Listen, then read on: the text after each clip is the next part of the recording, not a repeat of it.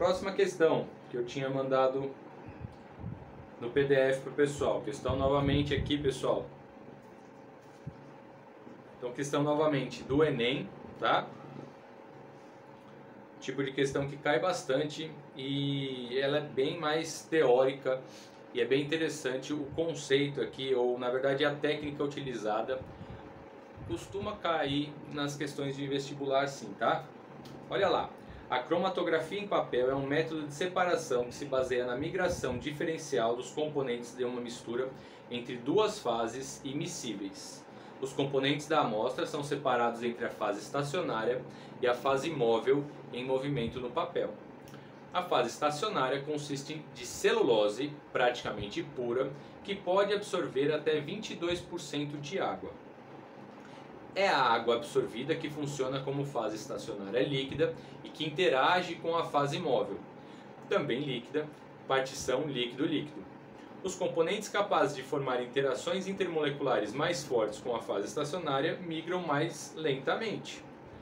Uma mistura de hexano com 5% de volume por volume de acetona foi utilizada como fase móvel na separação dos componentes de um extrato vegetal obtido a partir de pimentões. Considere que esse extrato contém as substâncias representadas. Então tem 5 substâncias representadas abaixo aqui: licopeno, alfa-caroteno, gama-caroteno, capsorubina, e alfa-criptoxantina. São moléculas grandes, tá? Que diferem em alguns componentes entre elas. Pergunta: a substância presente na mistura que migra mais lentamente é... E aí tem o nome dessas moléculas nas alternativas, tá bom? Olha só, pessoal, aqui é bem teórica a questão. O que é essa cromatografia em papel? Então ele já fala aqui, é um método de separação. Então, algo parecido, né, numa folha de papel, imaginem uma folha mesmo de papel, eu vou colocar as substâncias ali imersas em meio aquoso, como ele fala aqui, e as substâncias vão passando por esse papel, ou pode ser por gravidade, aqui ele não coloca exatamente, mas geralmente ou a eletricidade puxa essas substâncias ou a gravidade, e aí as substâncias que vão passando mais rápido, elas vão sendo separadas daquelas que vão percorrendo essa folha de papel mais lentamente. Bem esquematicamente, tá? Vamos imaginar então aqui uma folha de papel. Isso é muito utilizado, pessoal, não a cromatografia, mas esse tipo de separação para estudo do DNA, tá? Do tamanho do DNA.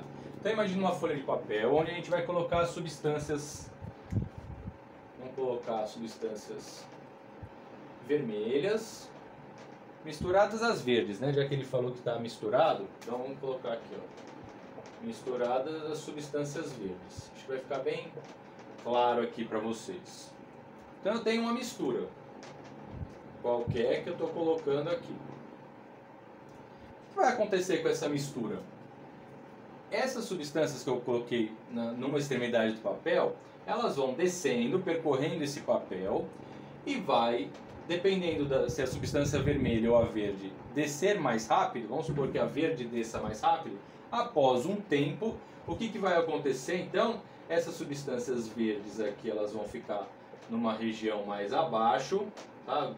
Coloquei mais ou menos separado. E as vermelhas vão descendo aqui e elas vão interagir mais com esse papel e vão ficar numa posição mais alta dessa cromatografia, perdão. Aqui, né, só o tempo elas vão descendo. O que vai definir quem vai descer mais rápido? E o exercício já dá essa dica aqui, né? As interações intermoleculares, tá?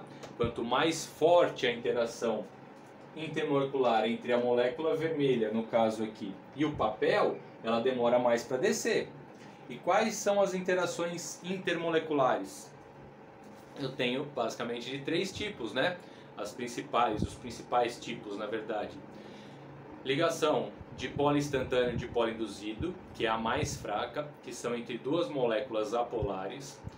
ligação dipolo-dipolo, que são entre duas moléculas polares, e ligação do tipo ponte de hidrogênio, que são também entre duas moléculas polares, só que necessariamente o hidrogênio de uma molécula com fluoroxigênio ou nitrogênio de outra molécula para se ligar, formando a ligação mais forte entre essas três. E é exatamente isso que o exercício quer. Se a substância, a pergunta, né? A substância presente na mistura que migra mais lentamente é aquela que vai realizar com a mistura, né? Vou voltar lá para discutir qual que é essa mistura, que vai realizar com a mistura a ligação mais forte, tá? O que acontece aqui? Vamos ver qual que é a mistura colocada nesse papel. Então, vou voltar aqui porque eu não lembro exatamente. A fase estacionária, então a fase que fica parada aqui na cromatografia, que fica presa nesse papel, é composta de celulose, praticamente pura, o papel é feito de celulose, tá? Que pode absorver até 22% de água. A água é uma molécula polar, tá? No caso aqui, a celulose também é polar, certo? É a água absorvida que funciona como fase estacionária líquida e que interage com a fase móvel também líquida. Então, essas moléculas são a fase móvel, tá? Junto com uma mistura de hexano com 5% de acetona, tá bom? O que acontece aqui então? Aquelas moléculas que forem polares, junto com essa fase estacionária, a água e a celulose, vão demorar mais, vou até colocar aqui então, vão demorar mais para descer. Então, as moléculas que demorarem mais, elas vão ser polares, ou polar, porque elas vão interagir com a água aqui, tá? Já as moléculas que descerem mais rápido, elas vão interagir aqui, a polar, elas vão interagir com o hexano, que é uma molécula apolar, tá? E a acetona também é apolar, certo?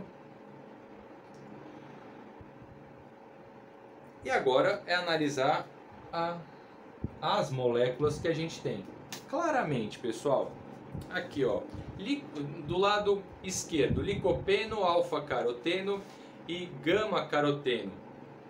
Essas três moléculas, elas são apolares, tá? Sendo apolares, então, elas vão descer mais rápido nessa cromatografia. Por que elas são apolares? Elas são moléculas grandes, a tendência, né, com uma cauda bem grande aqui, uma sequência ou uma cadeia principal bem grande de carbonos, a tendência é ela ser apolar, tá bom? Mesmo nas suas extremidades tendo uma região que é um ciclo aqui, elas vão ser apolares. E a capsorrubina, do lado direito, e o alfa-criptoxantina, elas têm oxigênio nas suas moléculas. Tendo oxigênio nas moléculas, qual que é a tendência? O oxigênio é muito eletronegativo, então a região próxima do oxigênio vai se tornar polar, ele vai atrair os elétrons, se tornando uma região mais negativa e a região oposta mais positiva. Então eu tenho dois casos aqui, tá? Dos dois casos, qual que vai ser mais polarizada? Vai ser aquela que contém mais oxigênio, tá? Tendo mais oxigênio, no caso a capsorrubina, ela tem 2 oxigênios de um lado da molécula e 2 do outro também, então são duas regiões distantes e que as duas vão ficar fortemente polarizadas e com isso elas vão interagir muito com a água aqui na nossa cromatografia, tá certo, pessoal? É uma questão, se a gente for pensar nos conteúdos, um dos conteúdos mais simples que tem, que é ligações intermoleculares, mas eu não considero essa questão tão simples por conta dessa dificuldade de interpretação. Eu até tive que voltar para ler bastante vezes aqui para passar para vocês o texto, para a gente entender melhor o que está acontecendo no exercício, tá bom? Qualquer dúvida é só me mandar aqui no chat de novo ou mandar quando eu publicar aqui no YouTube, tá certo?